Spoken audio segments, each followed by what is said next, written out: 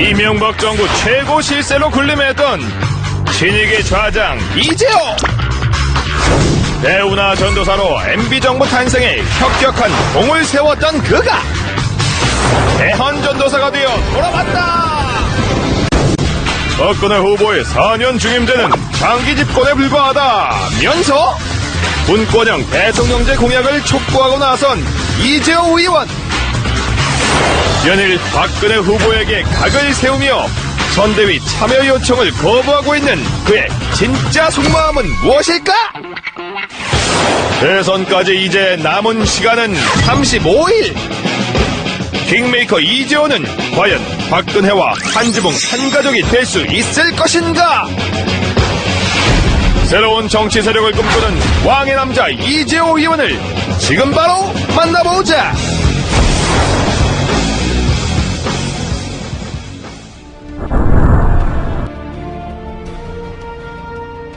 지금 대선 전국의 그 큰 국가적 이슈, 이게 없지 않습니까? 네. 이제 이명박 정부가 끝나면 과거 이제 군사 독재에서 문민정부로 끝나는 한 시기가, 그러니까 김영삼 대통령, 김대중 대통령, 노무현 대통령, 이명박 대통령.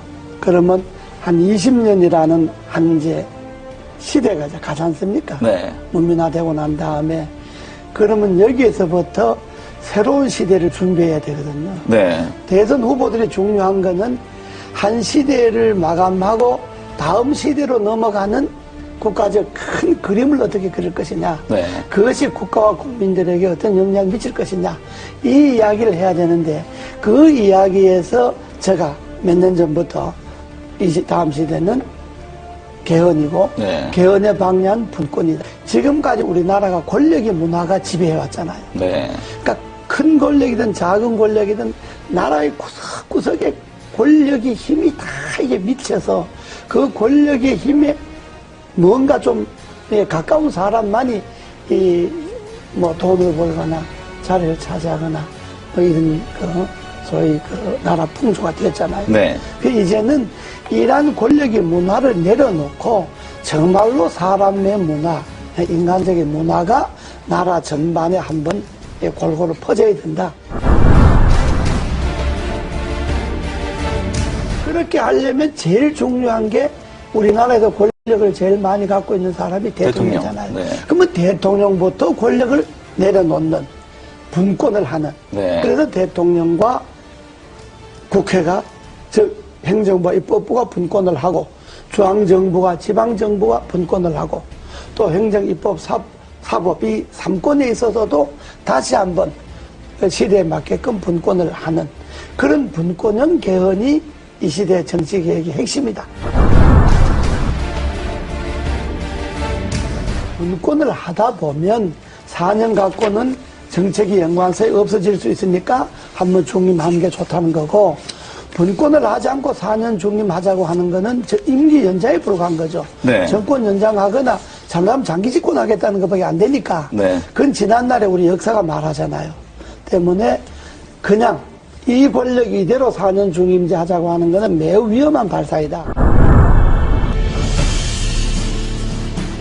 이것이 지금 시대의 분권의 핵심이고 시대 정치개혁의 본질입니다. 여기에 한 정치인의 가치와 철학, 시대에 대한 안목, 미래에 대한 예견 이런 것들이 들어가서 분권형 개헌이 선진국으로 가고 대한민국 위상을 지킬 수 있는 길이다라고 하는 이 안목에서 출발해야지 단순히 권력을 잡기 위해서 이런 말을 하면 표가 좀 더 올 거다 덜 올 거다 이 생각을 해갖고 후보들이 이야기하는 건 안 되죠.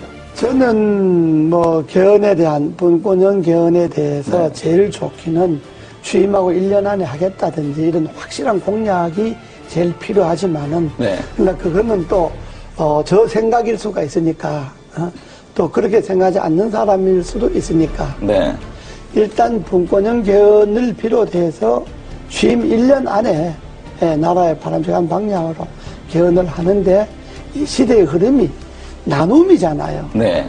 경제도 민주화하자 그러면서 왜 권력을 민주화 안 합니까?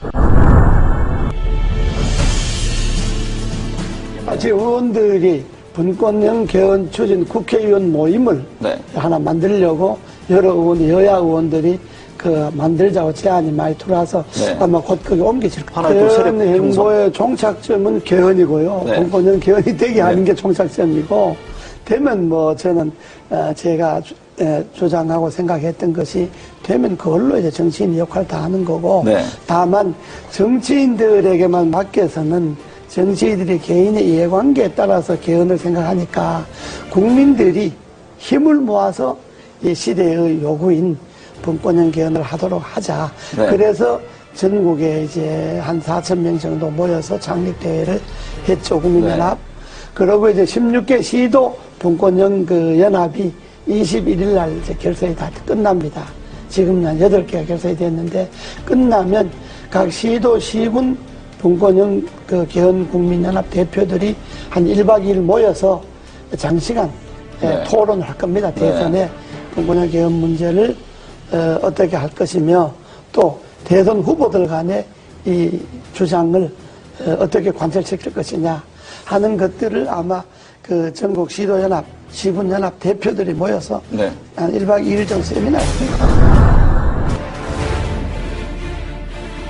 국민연합의 대표들이 따로 있고, 국민연합은 내가 주장하는 가치와 철학을 그게 이 시대의 흐름에 맞다라고 생각하는 사람들이 네. 전국에 12만 명이 지난번에 분권형 개헌 청원을 했잖아요. 네. 지금 서명 받은 게 한 100만쯤 됩니다. 네, 벌써 그렇게 늘었습니까? 예, 이게 네. 이제 300만 서명을 받으려고 하는데, 이 분권형 국민연합 각 시군 대표 이 사람들은 정치를 안 한 신인들도 많이 있고요.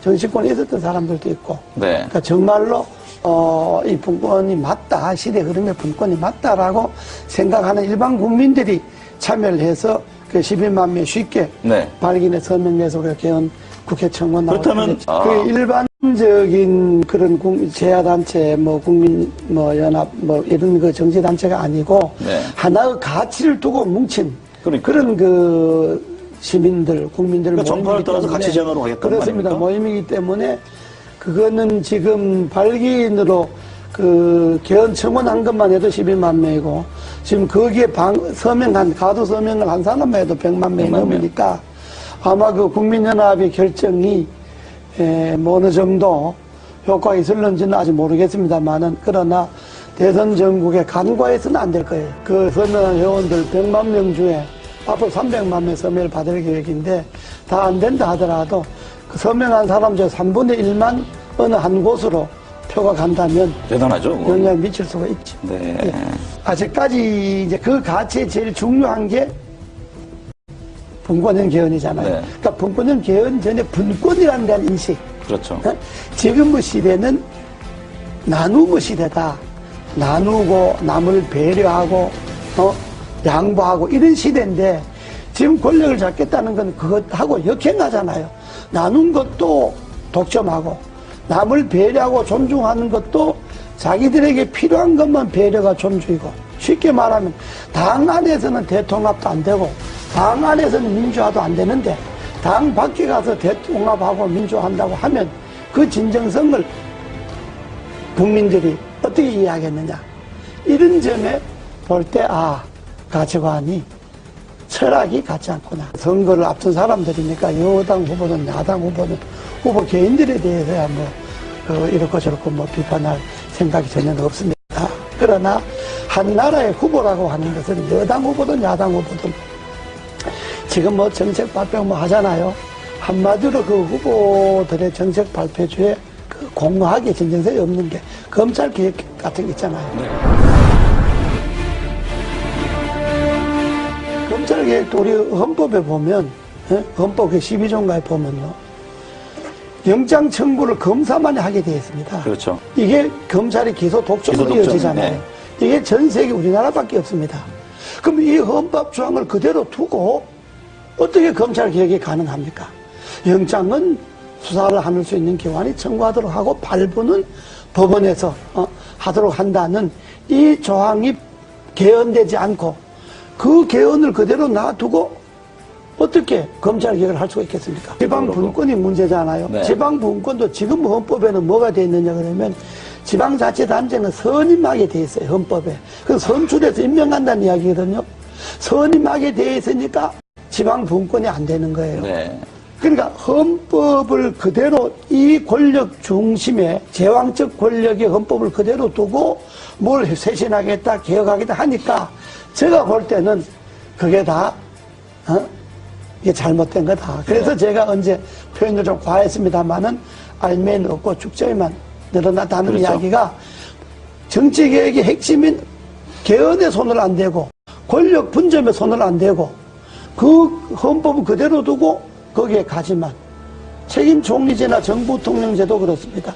현재 헌법을 그대로 두고 대통령이 총리를 임명하고 해임할 수 있는 권한을 갖고 있는데 어떻게 총리인데 권한이 갈 수가 있겠습니까? 한계가 있는 거죠. 저는 이번에 그 검찰 개혁에 있어서 핵심은 헌법에 소위 검사만이 영장을 기소 청구할 수 독점. 있다든지 네. 소위 기소 독점이 이거 없어져야 된다고 보는 그것이 핵심이다. 예, 헌법 안에서 검찰의 그 독점 권한이 없어지지 않는 한은 그건 뭐 어떤 계획도 될 수가 없고 말씀을 지금 들어보니까 예. 경찰과 뭐 검사 수사를 두고 경찰 다투잖아요. 네.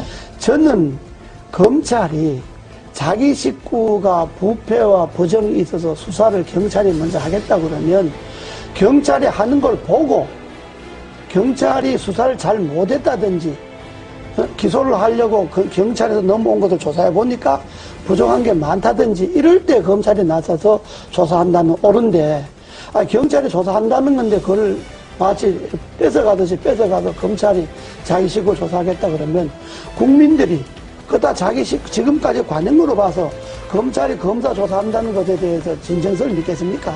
그러니까 그거는 경찰이 조사하는 건 경찰이 조사하도록 놔두고 네. 경찰 조사 결과가 미흡하다. 그러면 검찰이 손을 대야죠.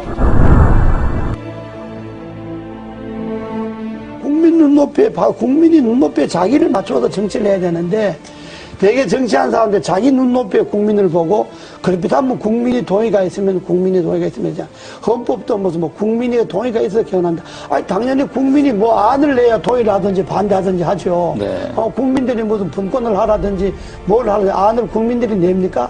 정치권에서 이런 안을 내야 그래야 국민들이 동의를 하든지 반대를 하든지 하듯이 안도 안 내놓고 뭘 갖고 국민들이 동의를 합니까? 네. 그것처럼 그런 것이 다 국민들로 볼 때는 진정성이 없는 이야기다 이런 이야기.